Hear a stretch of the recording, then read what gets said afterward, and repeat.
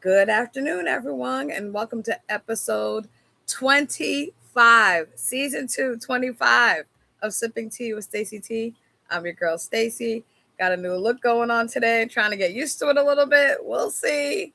We'll see. Got a little curly Q situation happening. So hopefully everybody's doing well. Hopefully everybody is enjoying their Saturday and is just really in a space of relaxation. There's so much that happens as you go throughout the week, and I think sometimes it's important to be able to take a step back, make sure that you're good, make sure that you're caring for yourself in all the ways that you need to. I like it. It's a little spiky right now, so I'm liking that situation. I don't like it when it's super coiffed, y'all. So we're gonna figure that out. But again, thank you guys so much for being here. I appreciate it so very much. Today, on episode 25 of season 2, I'm going to talk about my journey. We're going to talk about the 512 days that I have been healing. Yes, I've actually counted the days. We are on day 512. And it was interesting because I was, asking God specifically what to talk about for this episode. What should I be kind of honing in on? And I kept hearing, I kept like thinking about the number 512. And, the funny thing is, I started this week because somebody said to me, Stacy, you should really chronicle the time that you're spending in your healing journey, right? So the actual days, because people will be interested in hearing that. There's so many people that are going through a healing journey, and they want like a daily thing of hey, today is 500 and whatever. Today's day 896 of healing, and what it feels like, what it sounds like for you, what it how you're managing that particular journey for yourself. Now, I've said this multiple times. I'm going to say it again. Every healing journey is different. Every single healing journey is different. Why you have to do it, the length of time that you have to invest into it, how you feel as you're managing and going through it. Why? Because everybody has a different experience. Some people are coming from extraordinary trauma. Other people are coming from a space of feeling stuck in their lives. Some people are coming out of bad relationships. Some people are going into spaces that they're unfamiliar and they're wanting kind of to reset. And so there's a lot of different vantage points that people are coming to their healing journey from. And then there's also the distinguishing component of purpose. Every single one of us is born with purpose, and it's important for all of us to really focus in on what our purpose is, what God has for us to do. But at the same time, because everybody has a different purpose, what you have to go through in your healing journey is going to be dramatically different from the next person. If you're a person that's called to, be a healer, for example, what you may have to go through in your body, you're probably going to have to go through a lot of physical situations because, again, God is prompting you to understand what it is that you have and to believe the identity that He's established in you, regardless of circumstance. Because circumstance would tell you crazy. How you a healer? You all busted up. You physician heal thyself. Isn't that part of the word, right? So the fact that you're in a space and you're going through the season and you're not able to quote unquote heal yourself, there are going to be some people that are on the doubting end of that scenario. Clearly you're not who you are, not you're not who you claim to be in God's kingdom if you can't actually move in a space that you're able to bless yourself, you're able to heal yourself. Well, let me, for those of you who feel that way, let me bring you back to this thing called Calvary. The great physician had clearly had the ability to heal himself. He had the ability to take himself off that cross. He could have just said with one word, smote or smite, and every single person that was there would have been gone. So there's an ability sometimes to heal yourself. There's an ability sometimes to remove yourself from a situation. He had the ability to do that, but he knew the greater good required for him to go through what it was at Calvary and then have the resurrection, so that yes, people will understand that I suffered for you, but I'm also going to tell you that you have access to the heavenlies. You have access to life after this because you have seen me do it, and because you are an heir, and I've told you that I've made the pathway for you, so you do have the pathway to get to the after, which is heaven. Or for those who choose not to, it's not heaven, right? So again, you have access to that because of what God did. So, I sat in the space and I said to myself, okay, what does that mean? 512. And I literally was going back and forth and I was like, oh, I have another idea. And every time I would try to think on the other idea to talk about today, he was like, no. I kept seeing 512, like focus on the days. It wasn't specifically that I was saying 512. He's like, focus on the days. So I said, okay. So, your girl had to do a bit of research. So you're going to see me with my phone because I want to make sure that I talk about the specific things that 512 represents, and not necessarily 512 as a full number, but the number is 5 and the number is 12.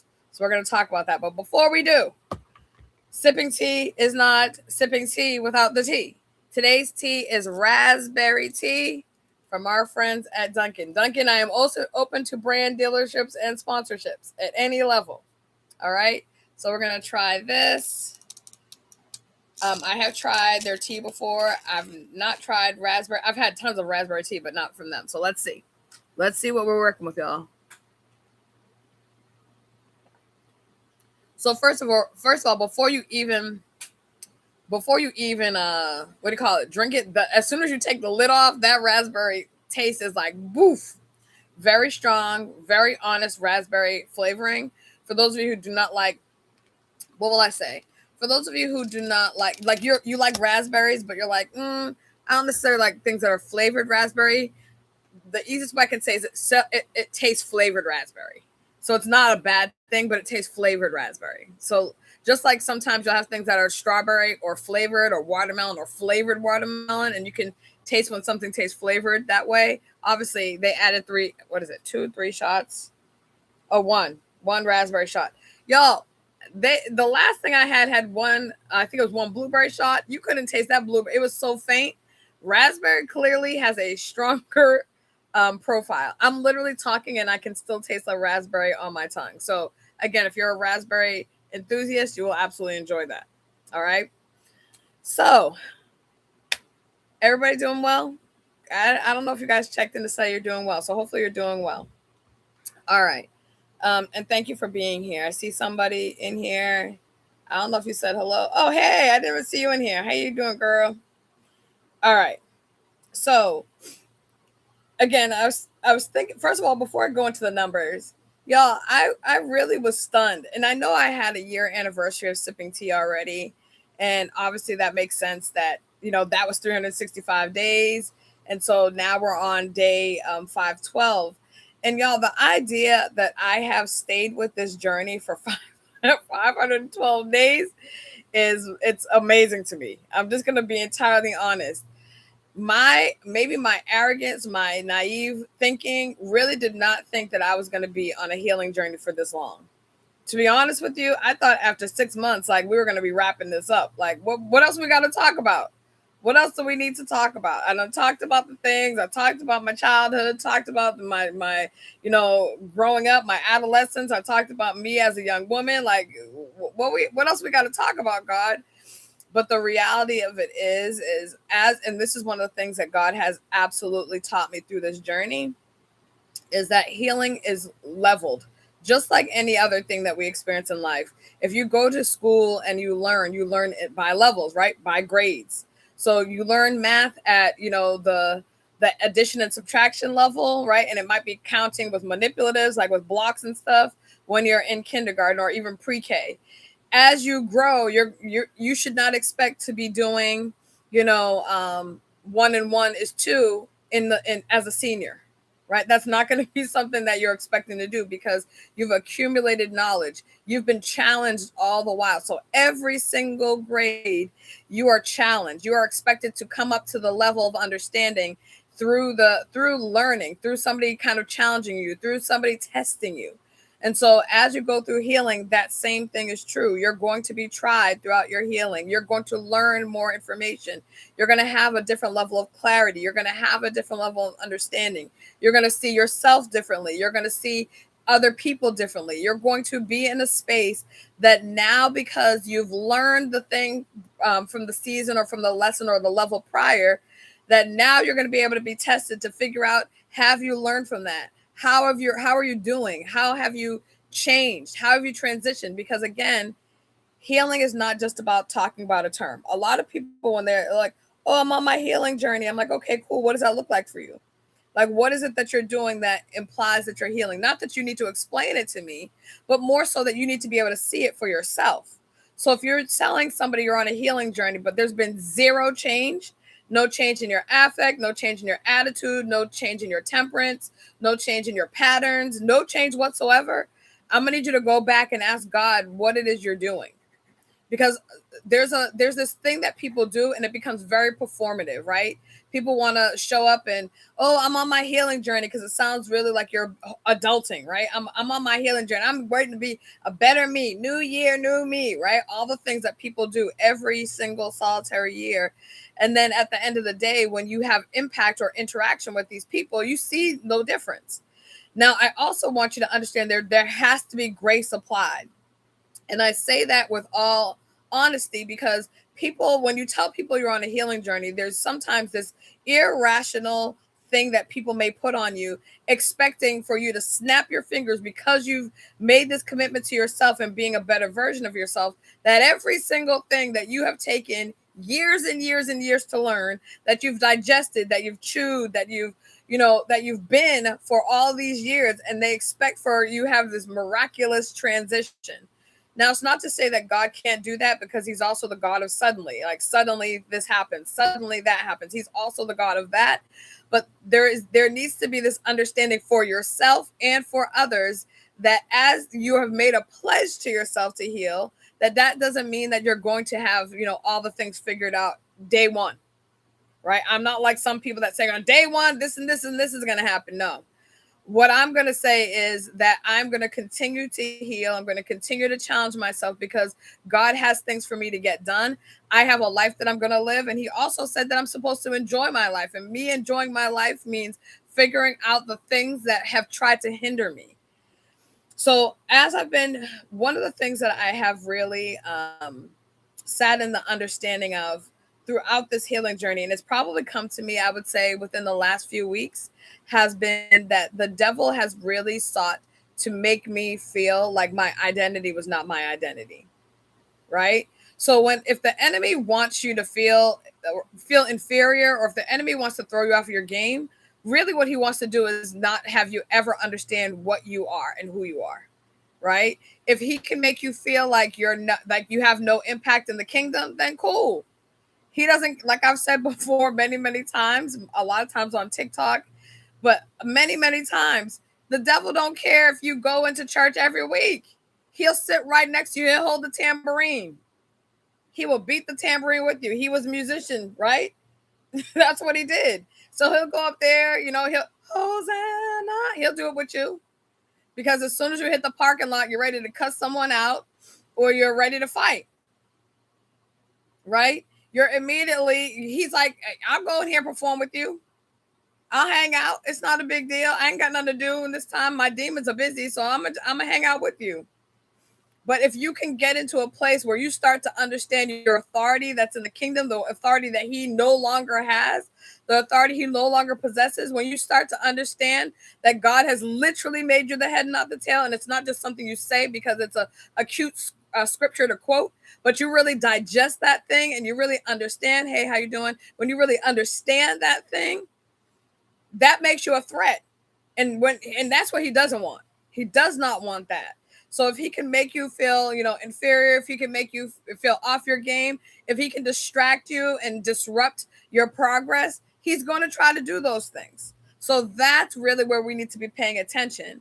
And so from these days that God has had me on this journey, now we're at day 512. And so first of all, I sat in gratefulness. This week, I really sat in a space of gratefulness. This week in particular has been one of the most intense spiritual weeks that I've experienced in probably ever.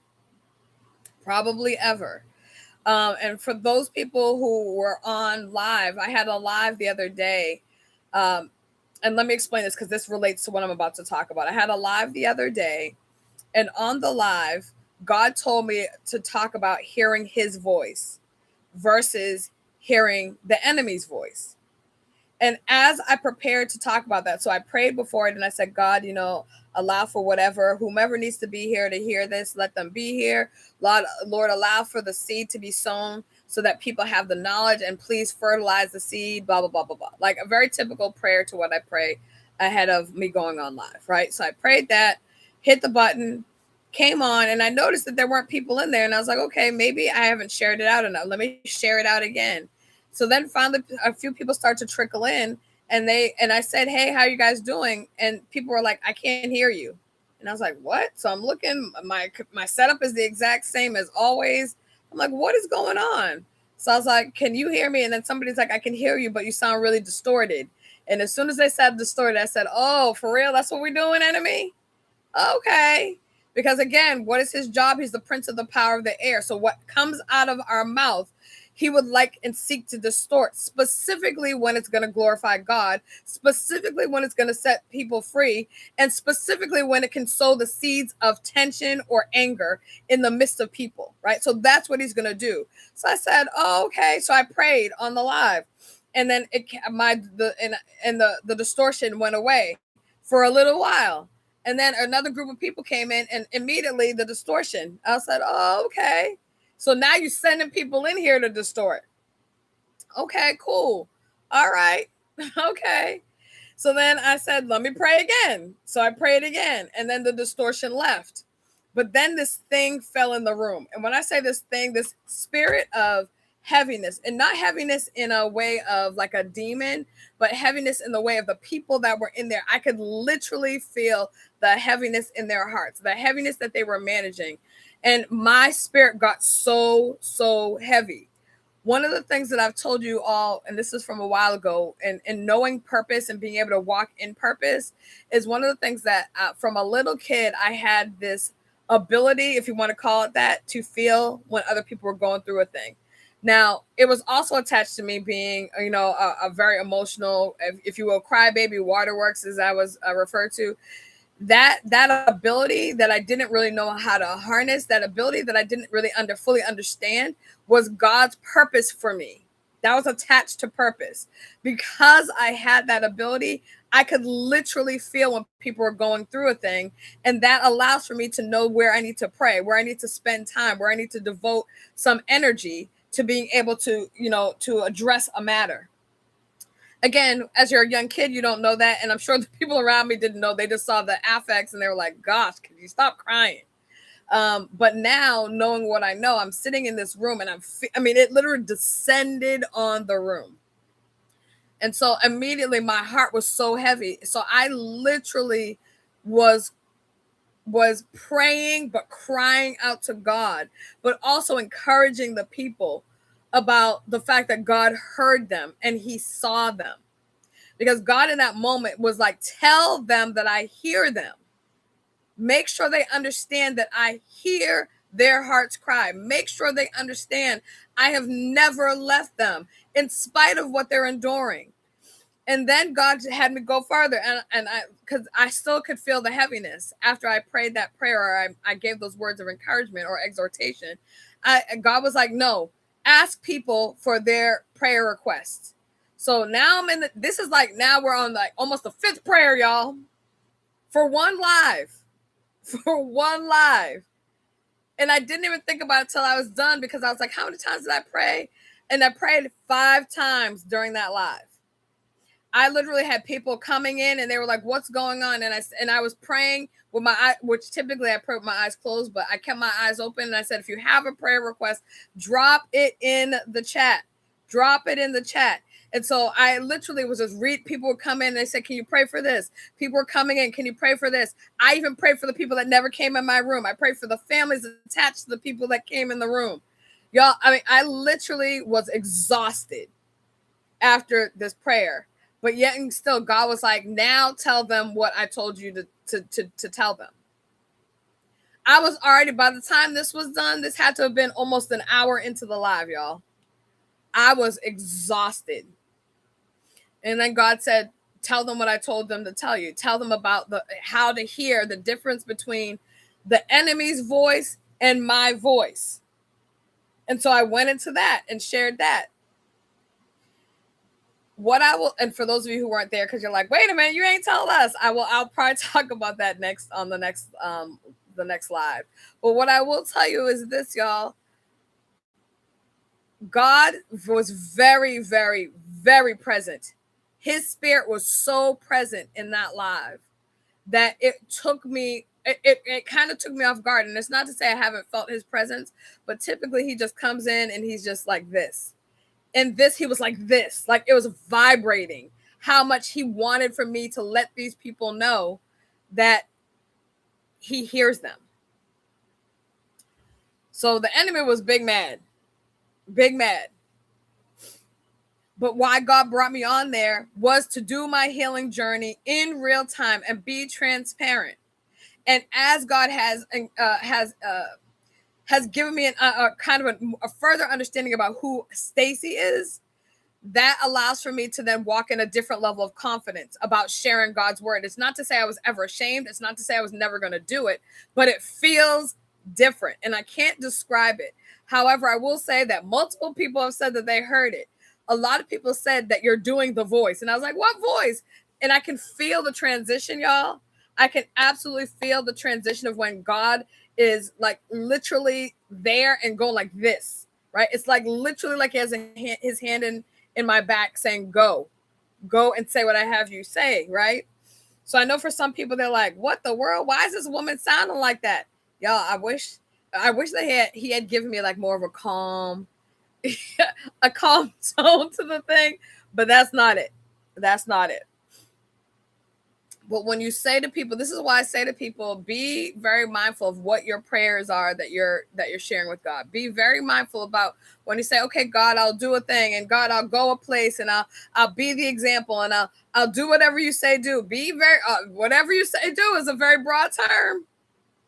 It's a very broad term. When I say, God, I trust you, he's going to put you through a season. He's going to allow you to go into a season where trusting him is the only way. There's no contingency plan, no fallback plan. He wants to say, do you trust me for real? Or do you trust me because you know that you can call this one or go this place or do this thing or make something shake?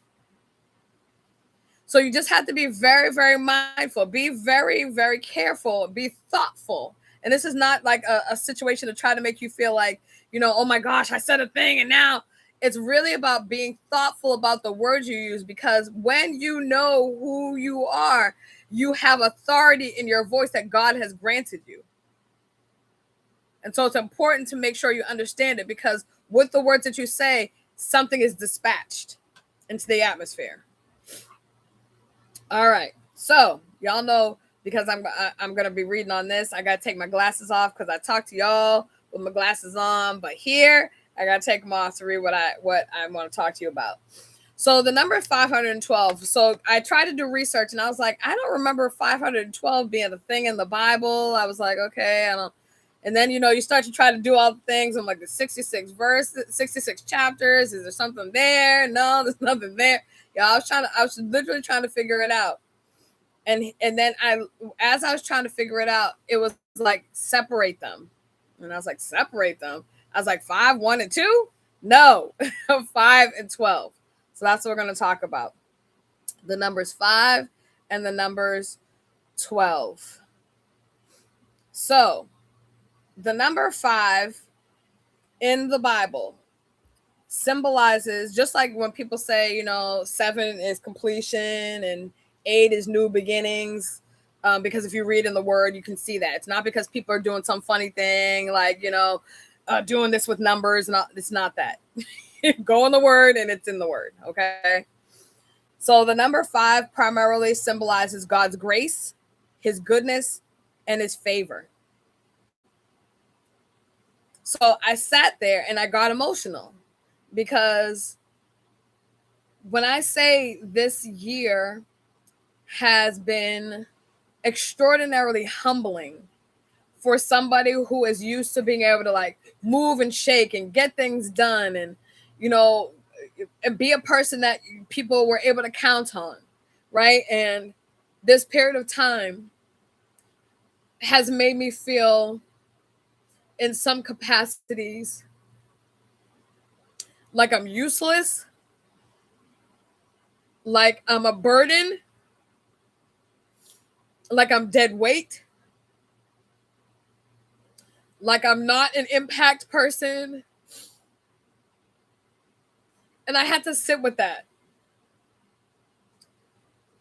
Because when you are a person that people can always call on or can, make things happen, you're that reliable person and all that, right? When you're that person, and now life circumstances have changed to the point where you're not a person that people can rely on in the capacity that they used to.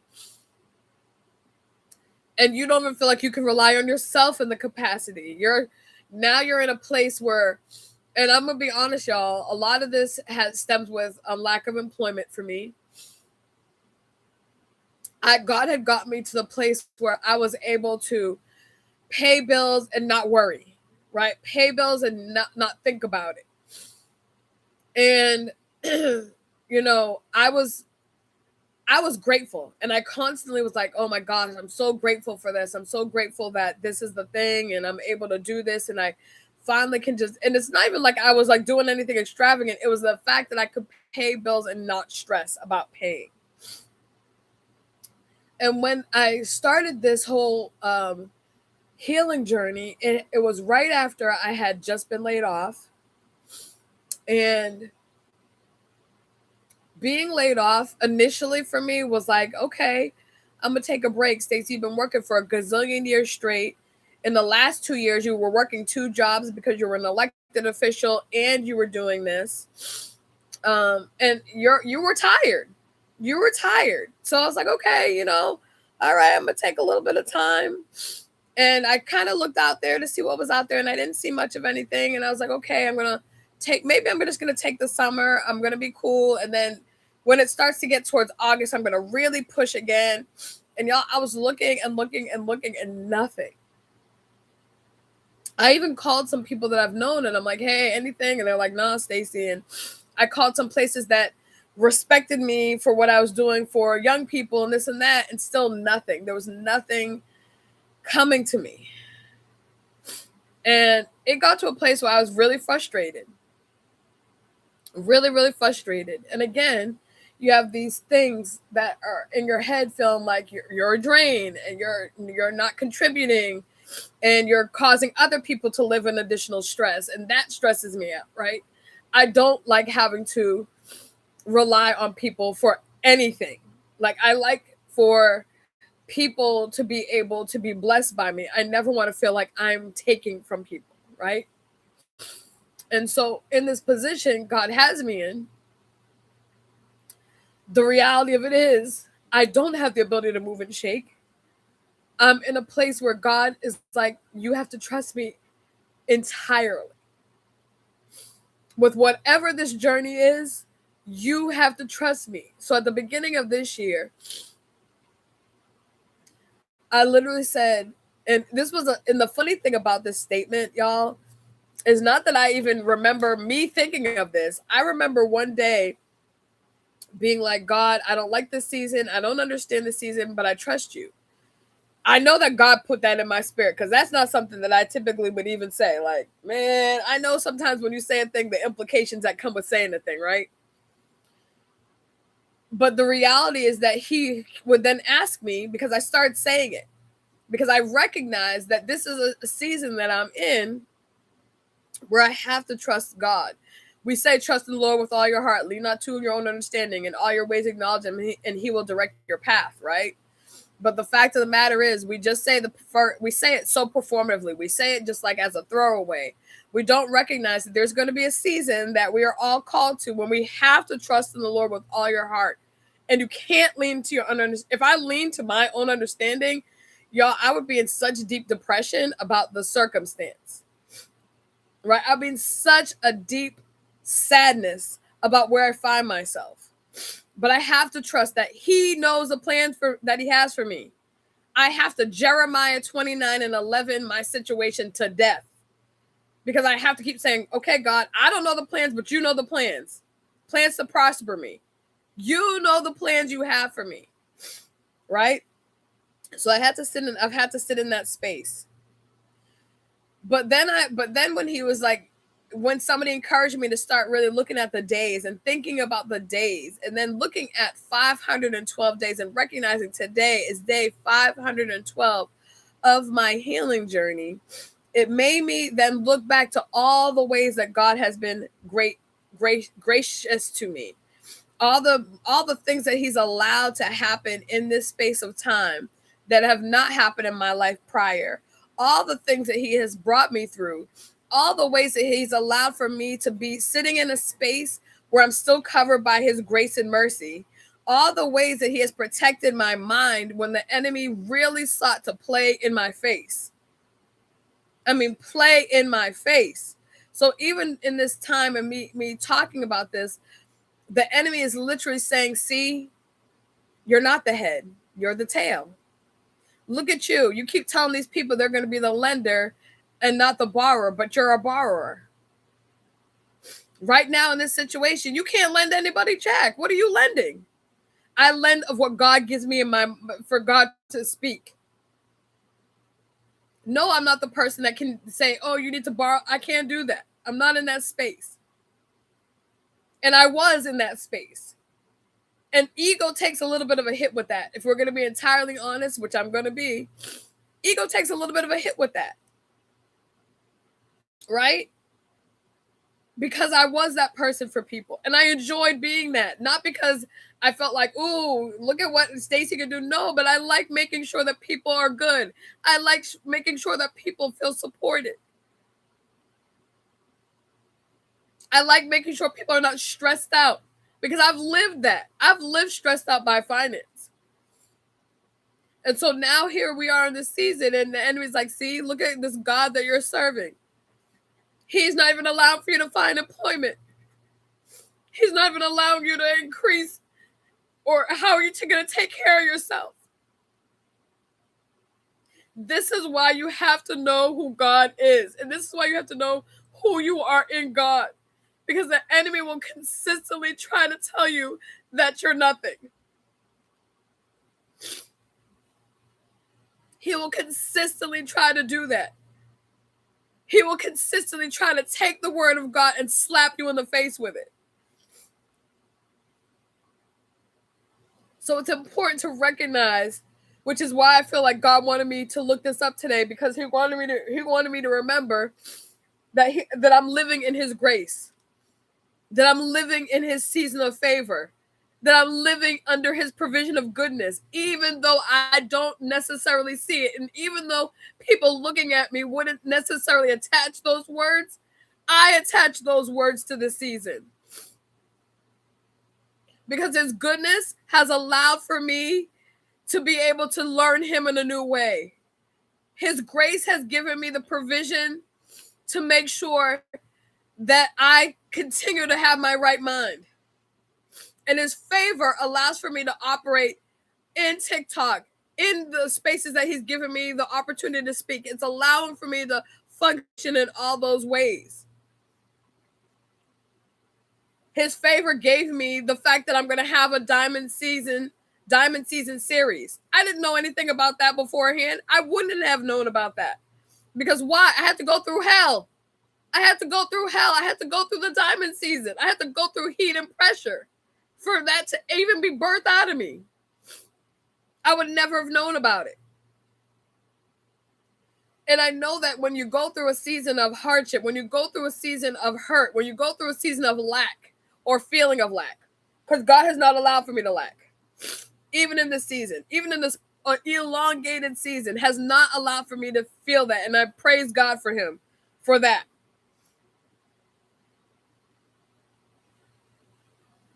But the reality is, even in my healing journey, even as I continue to peel back the layers, what God is trying to express to me is, Stacy, the woman that you were 512 days ago is not the woman you are today. You know who you are now. You were living somebody else's version of who you were then. You were allowing for other people, other people's opinions, other people's, other people's assessments of you. You were allowing for that to be your truth. But you have now learned that that is the enemy's truth. Yes, you may have shown up in anger at a moment. Yes, you may have shown up in pettiness. Yes, you may have shown up in unforgiveness or any of the areas that you may have shown up. but that's not who you are. And now you're walking in the understanding and the confidence of who you are. Even if other people don't see it, it has nothing to do with your knowledge. Y'all, I see you guys typing, but I can't read. Y'all know I can't see any of that. I'm gonna look in a second. So the number 5 is frequently associated with divine provision. Divine provision, which means he is providing. He's providing my mind by keeping my mind sound. He's providing my heart by keeping my heart compassionate and letting me know that love is going to be a thing that I experience. Because I'm telling you, when you go through all these different things and you now start to disqualify yourself from a thing, you start to think that, something that you almost thought you had is going to be, that's going to be it. You're not going to actually live it. You're not going to actually have experienced it. It's going to be it. That's not the truth, because God didn't tell me that was the truth. So we can't keep letting the lie be the truth.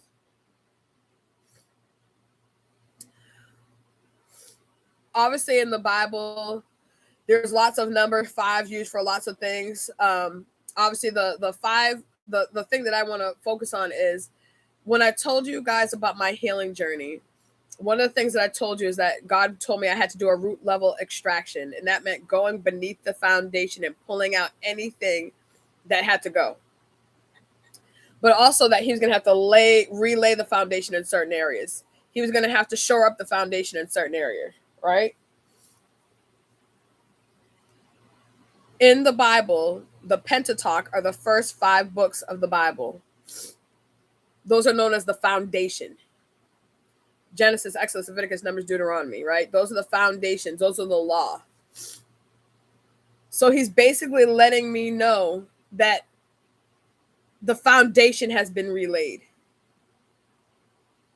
The foundation of Stacy has been relayed. Those things that injured me, those roots that sought to take me out, those things, those words, those damaging, poisonous things that people, those fiery darts that people sought to use to take me out, they did not prosper. They were formed, but they did not prosper. Because God didn't say that the weapons would not be formed. They just will not prosper.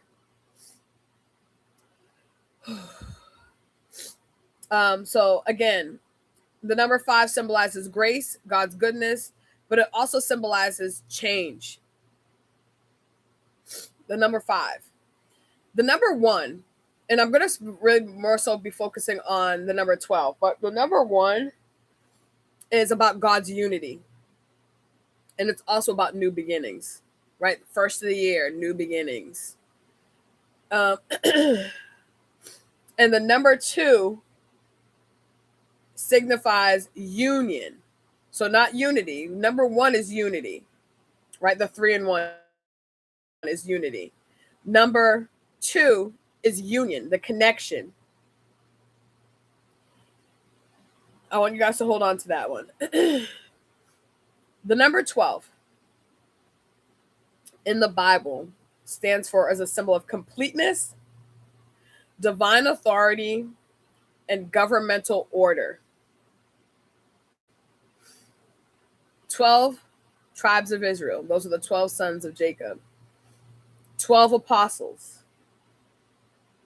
That's the governmental order, right? The divine authority and the governmental order. In this season, in these 512 days, God has given me grace. He's granted me favor. He's walking me and giving me an understanding of completeness in this season. He's told me that I can walk in my divine authority. And he's also letting me see the order of how things have been going and what has been happening in this season. You can't tell me that there wasn't a specific reason why somebody came to me this week and said, you need to look at the numbers. I want you to pay attention to the number of days. And I started, and when I first looked, it was 509. And I was like, okay, 510, 511. And I was like, okay, today's 512.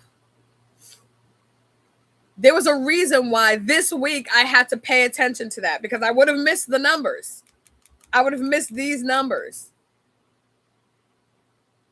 Everything happens, and people say everything happens for a reason, and everything happens because it's ordained. It doesn't always feel good, but it's ordained. Let me put my glasses on so I can see, because I see a lot of chatting in the chat, and I want to make sure I don't lose anything that's good.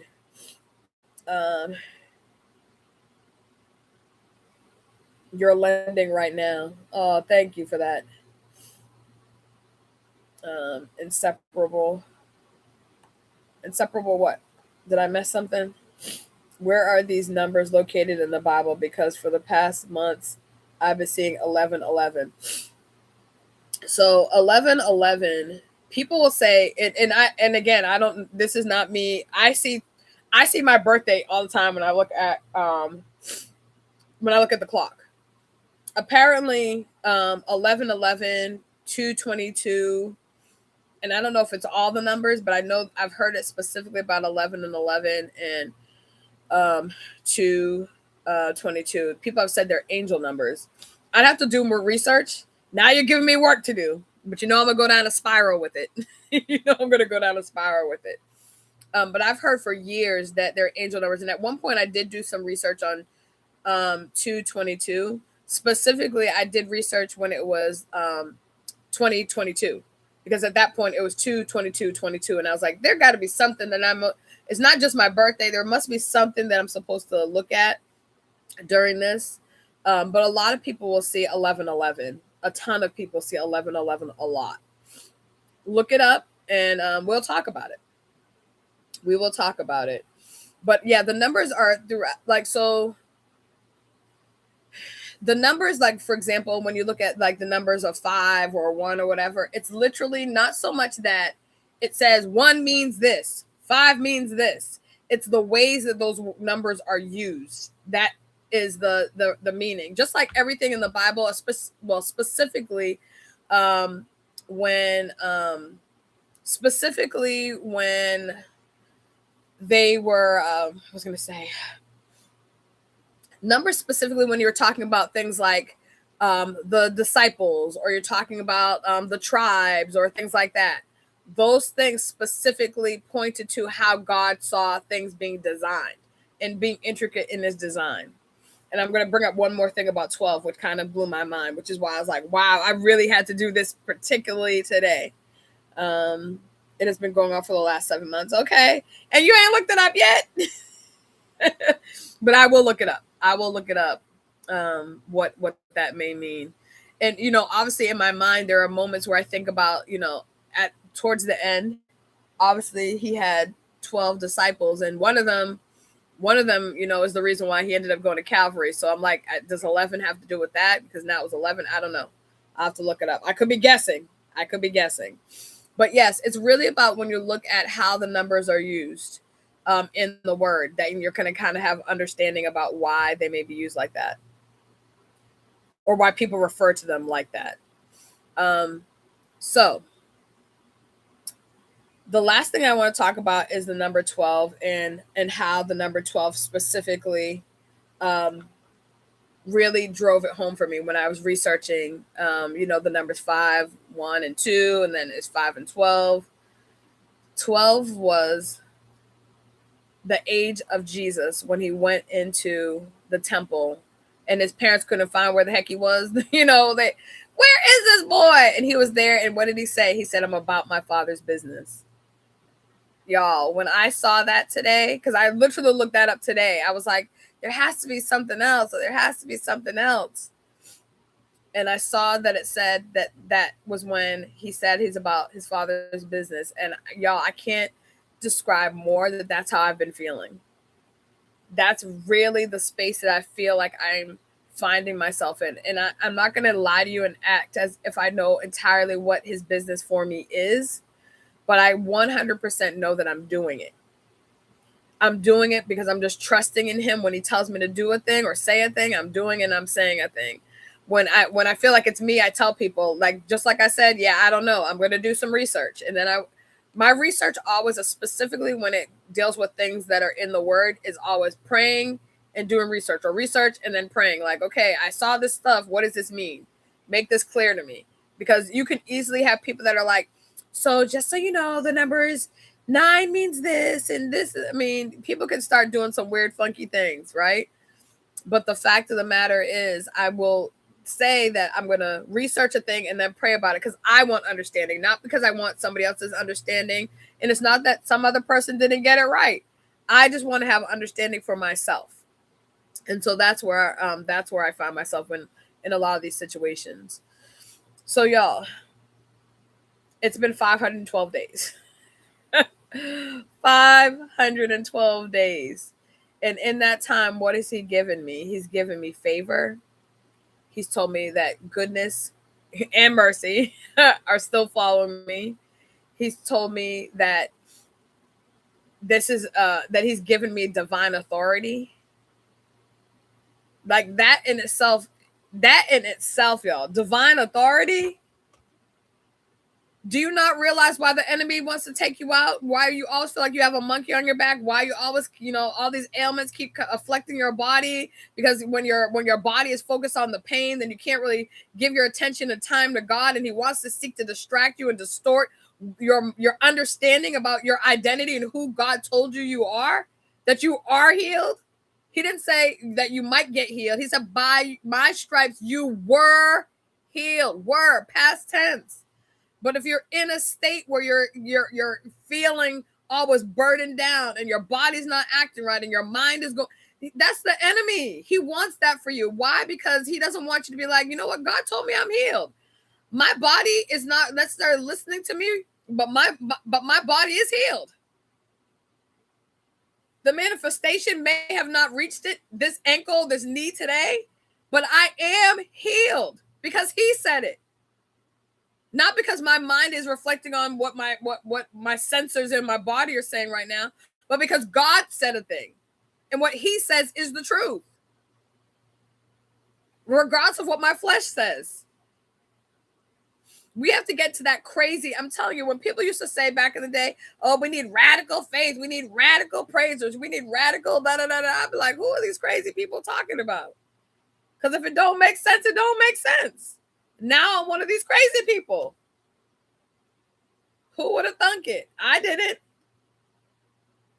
Because in my mind, I wanted for things to make sense. Again, that's never going to be the case because we're trying to apply natural logic to a spiritual matter. What we need to do is ask God for understanding. What we need to ask God is for clarity. And what sometimes we need to do is say, God, right now you ain't told me nothing. I need you to sit with me while I wait. You ain't got, you clearly, we waiting together. You ain't going to leave me, right? You just told me. So we're going to sit here and kick our feet out while we're sitting on the dock together.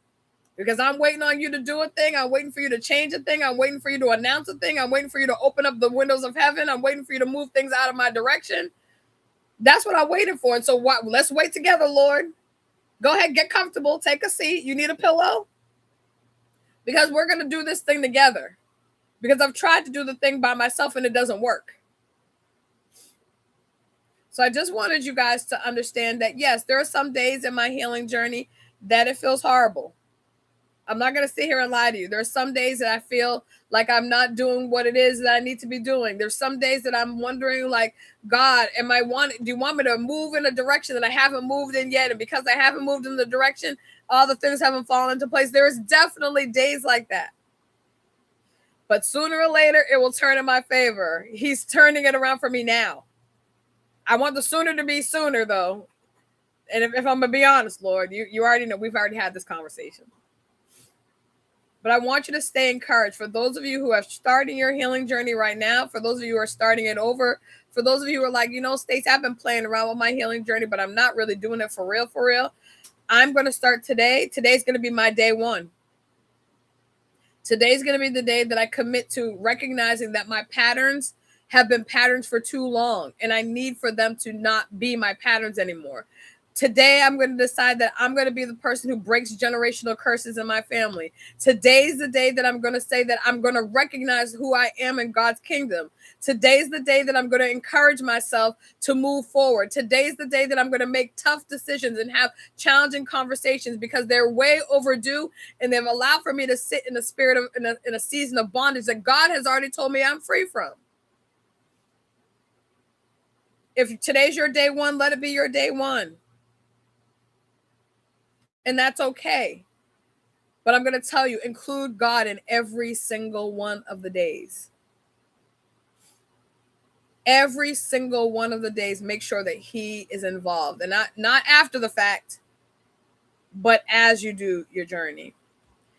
All right. Well, that's it for me. Hopefully, again, this bless someone. You're always going to get me being honest and transparent, whether or not that's an ugly cry, even though my makeup still looks great. But, even if it's an ugly cry, that's maybe sometimes what it's going to be, because I'm going to be honest about what this feels like, because I want to encourage people that even though it doesn't always feel great, I know that what I'm going to get from this is going to be greater. There are absolutely beauty for ashes. So be kind to yourself, y'all. Be kind to others. And extend to yourself first, and then to me, your girl, a measure of grace. I will see you next week on season 3, because we're going into season 3, episode 1 of Sipping Tea with Stacey T. Thank you for being here for the first 2 seasons. Love y'all. See you next time. Bye.